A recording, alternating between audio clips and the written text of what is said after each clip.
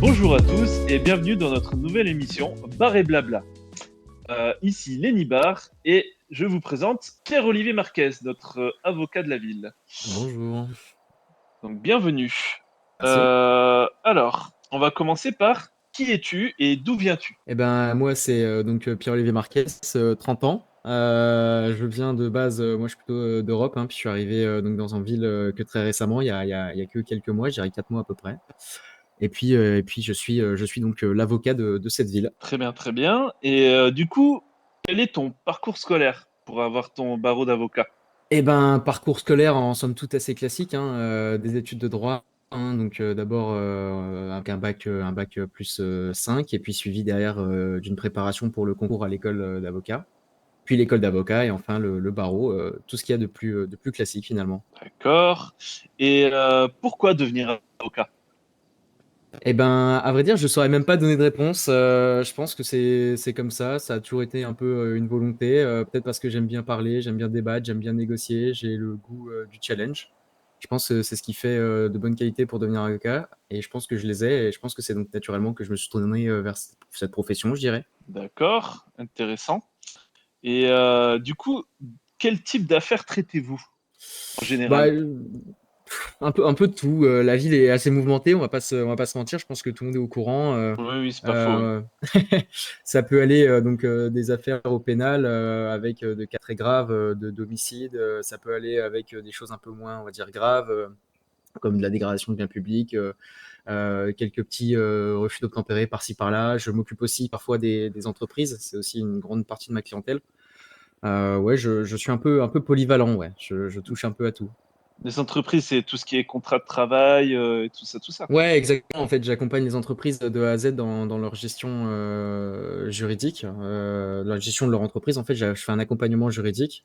Et donc, tout ce qui est rédaction de contrat de travail, de partenariat si nécessaire, et même la représentation de l'entreprise au tribunal si il s'avérait nécessaire, quoi. Quel est le plus gros défi de votre métier?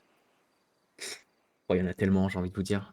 Non, le plus gros défi de mon métier, je dirais, c'est se tenir à jour et rester en fait ouais à jour de l'actualité, de ce qui se passe en ville, de ce qui se passe au niveau de la justice, de la politique, etc. C'est quand même des choses très importantes qui influent un peu sur la vie de la justice, la vie juridique. Et donc je pense ouais le plus Et dur puis ouais ça doit être les de se nouvelles tenir à lois jour. et tout ça, quoi. Bah exactement, ouais, ça évolue pas mal. Parfois il y a des changements de gouvernement qui impliquent des changements de loi, des changements de façon de faire, etc. Donc c'est vrai que il y a ça, c'est peut-être ça le plus gros défi, c'est de se tenir à la page, ouais, je dirais. Ouais, c'est pas Ok, toujours facile. ouais, ça doit pas être évident, effectivement. Et depuis combien de temps êtes-vous avocat? Oula, bah moi je suis avocat depuis ouais, une paire d'années maintenant. Bah, depuis que donc depuis que j'ai fini mes études. Après maintenant, j'exerçais avant donc à l'étranger. Il a fallu que donc j'arrive en ville pour donc passer en fait l'équivalence. L'équivalence, c'est le fait de se dire on reconnaît que j'ai été avocat à l'étranger pour me mettre avocat ici. C'est ça. Et donc ça fait je sais pas, je dirais à peu près 4 mois que je suis avocat en ville, ouais. Je pense à peu près. Ok, ok. Et vous diriez que vous gérez quelle spécialité on va dire, d'affaires? Ma spécialité à moi. Mhm.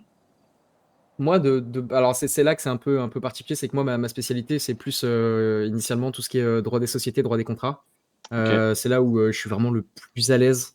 C'est là où j'ai été formé, etc. Après, étant donné l'activité en ville, j'ai été obligé de m'adapter un peu, ce côté un peu caméléon qui fait que j'ai été obligé de me tourner un peu vers du droit pénal, du droit de la procédure, etc.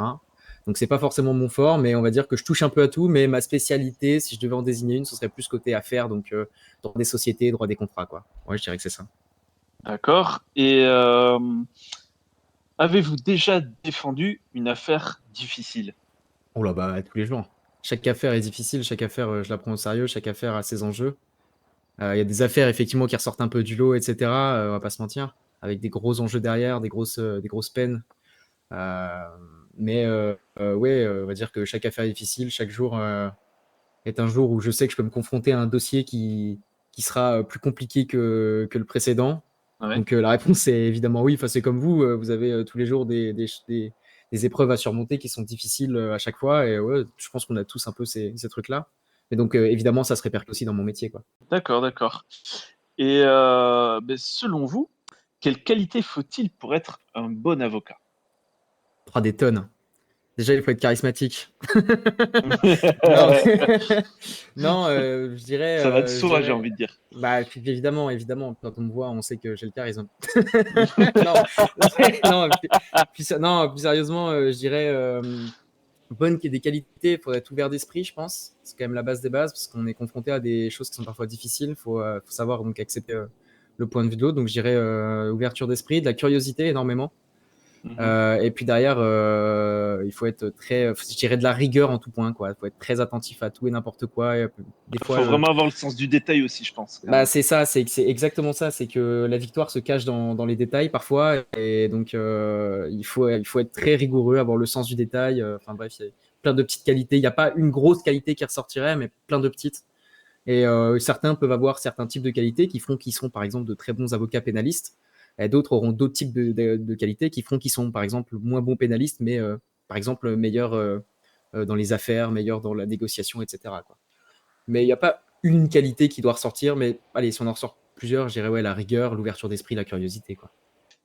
Comment se passe une journée type pour vous? Euh, une journée type. Mhm. Ouais, qui à répondre en vrai. Si je dois vraiment décrire une journée type, je pense que je me lève le matin, je prends un petit café sympathique pour se réveiller. La Derrière, base. la base, j'ai envie de dire.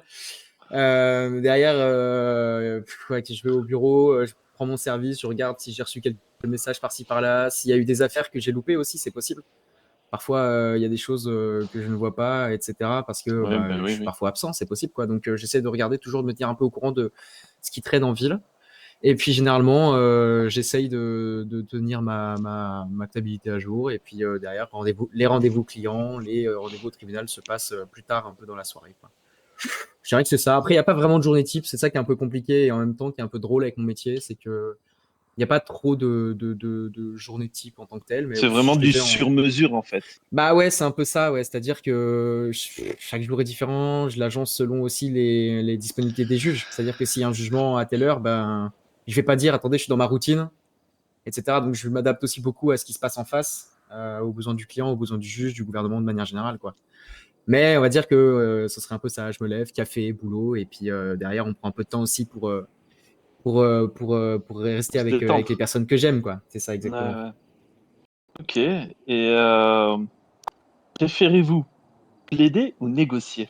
Alors là, la réponse va en étonner plus d'un. Je préfère mais 1000 fois négocier que plutôt plaider. Et je m'estime vraiment pas comme bon plaideur, mais vraiment pas. C'est-à-dire que je pense que j'ai les idées, mais je m'estime meilleur négociateur que plaideur.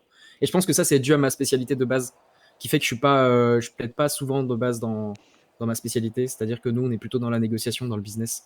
On est plutôt dans la conclusion de contrat, l'écriture de contrat, donc on est plutôt là-dedans, plutôt que d'être au tribunal et plaider. Même si aujourd'hui, la majeure partie de mon activité, ça reste quand même la plaidoirie. Je dirais que je Ouais. suis quand même meilleur en négociation, quoi. D'accord, d'accord. Et quelle est la partie la plus stressante de votre métier? Waouh.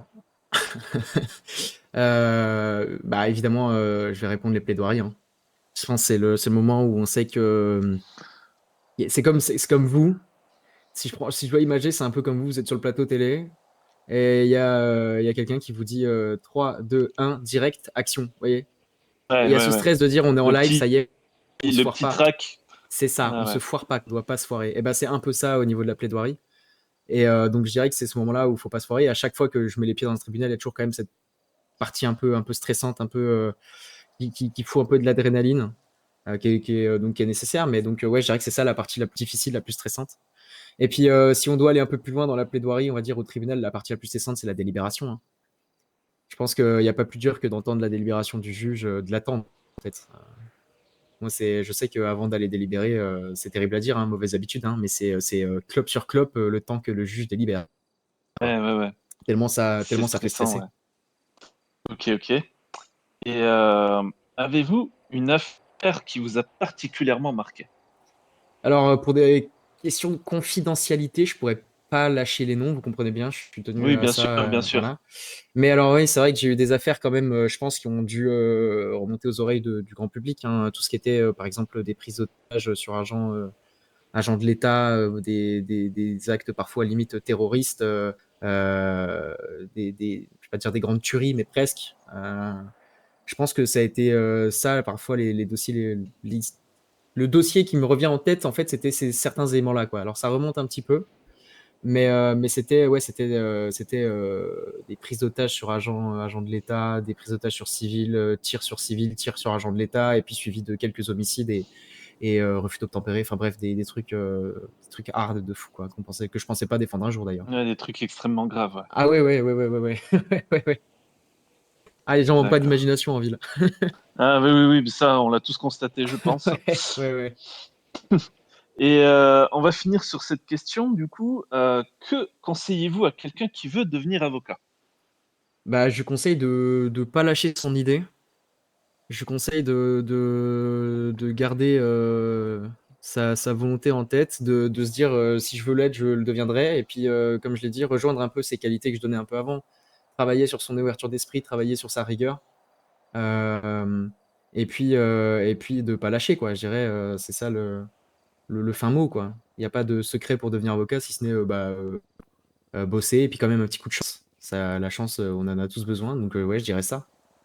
Eh ben, c'est parfait. Eh ben, Maître Merquez, je vous remercie. Bah, merci à vous. Et puis, je vous dis à bientôt pour un nouveau numéro de Bar et Blabla.